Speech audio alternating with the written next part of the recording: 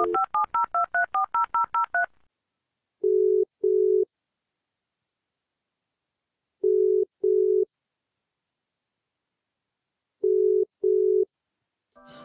untuk teman-teman podcast yang saya cintai, saya kenalkan, saya Sandi Maulana dari Kabupaten Sukabumi, provinsinya Provinsi Jawa Barat. Saya lahir di Nyalindung, Jampang Tengah, masih Kabupaten Sukabumi, tahun 1995. Status ketunanetraan saya totally blind, atau tunanetra total dari lahir. Dan saat ini saya bekerja di Badan Amil Zakat Nasional Kabupaten Sukabumi itu semenjak tahun 2017 bulan Agustus tanggal 2 hari Selasa. Dan saya dulu pernah belum kuliah masuk situ, tapi karena ada ijazah pesantren dan ijazah kenegaraan, jadi ijazahnya 2. Nah, sementara diterima, lalu saya melanjutkanlah untuk S1-nya di STAI Syamsul Ulum Kota Sukabumi.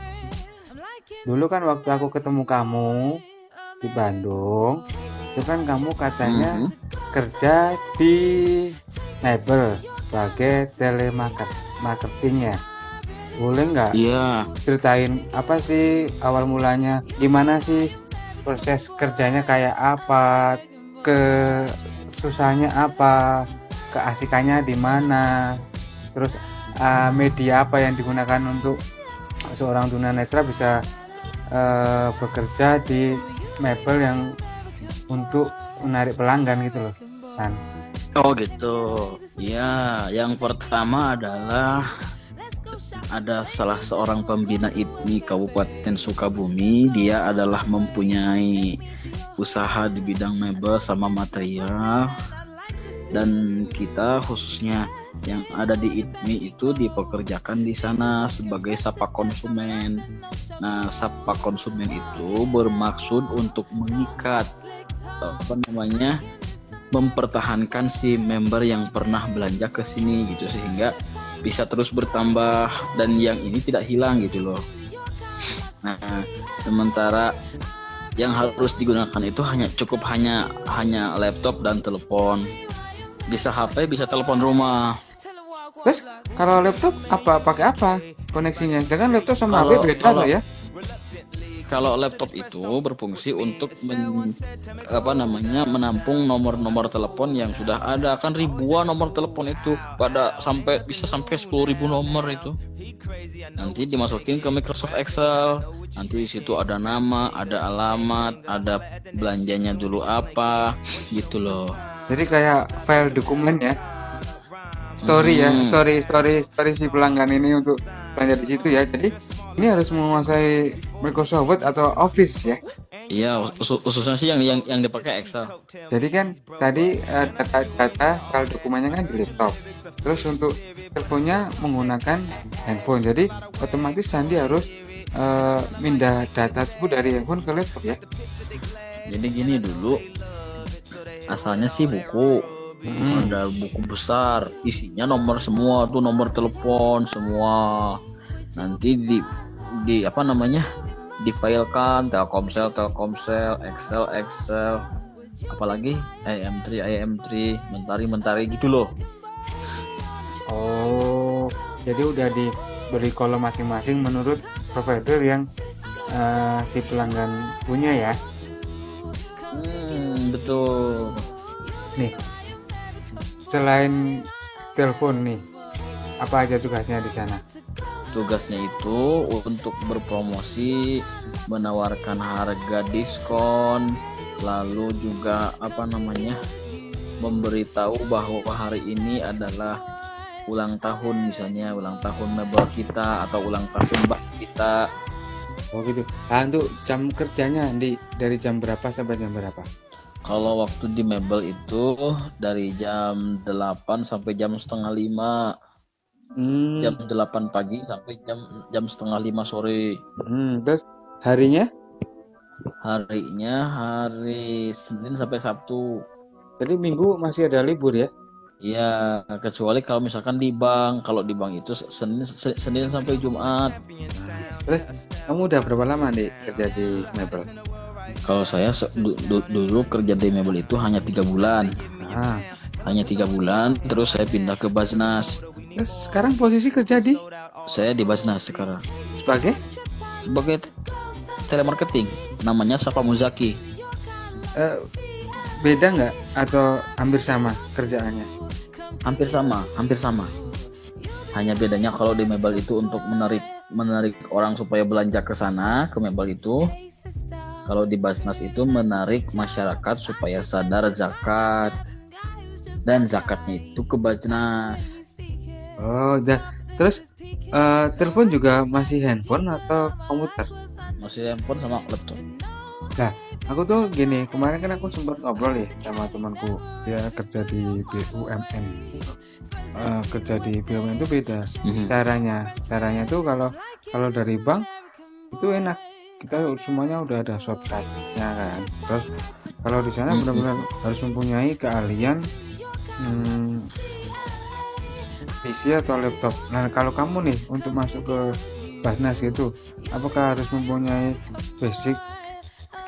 Terutama menguasai fikih zakat ya. Kalau Basnas, kalau teknologinya tentu sudah barang tentu harus menguasai laptop, terlebih internet lah. Oh gitu ya. Soalnya nanti ada masyarakat yang ketika memang benar-benar awam tentang masalah zakat, kita harus kuasa, itu harus bisa menjelaskan segamblang-gamblangnya tentang zakat, itu harus bisa. Terus gini deh, selama ini ya yang kamu kerja di Basnas, apa sih kendala-kendalanya? Jadi hambatan saya ketika di Basnas itu, apalagi kalau baru ya, nggak usah ditanya kalau baru ya, tentu susah banget pas ketika harus menghafalin masalah ayat per ayatnya, ayat zakat maksudnya, ayat Qurannya, lalu juga untuk masa-masa trainingnya, untuk adaptasi di lingkungan baru, itu aja sih. Lalu untuk saat ini yang masih sering saya sulit itu ketika orang mengirim pertanyaan seputar hitungan zakat, itu saya terkadang suka agak pikir-pikir dulu karena takut salah. Ya, kalau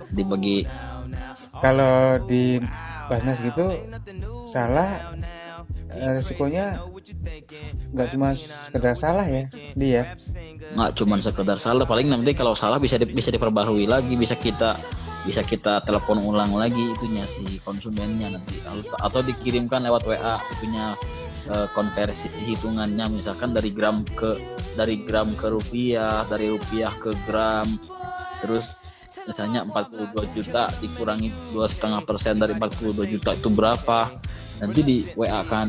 Itu kalau salah seperti itu sih. Nah ya, selain kalau salah dalam penulisan sih hitung-hitungan mudah, tapi pertanggungjawaban sama dosa itu susah juga ya dia, kalau kita ngasih informasi yang salah ya dia. Itu benar. Makanya harus teliti banget. Hati-hati ya dia. Harus benar-benar profesional lalu.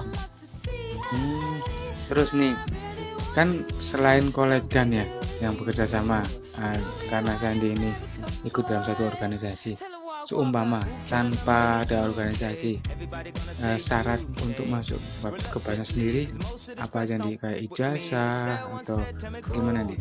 Nah, syarat masuk ke Basnas itu tentunya itu ijazah harus minimal S1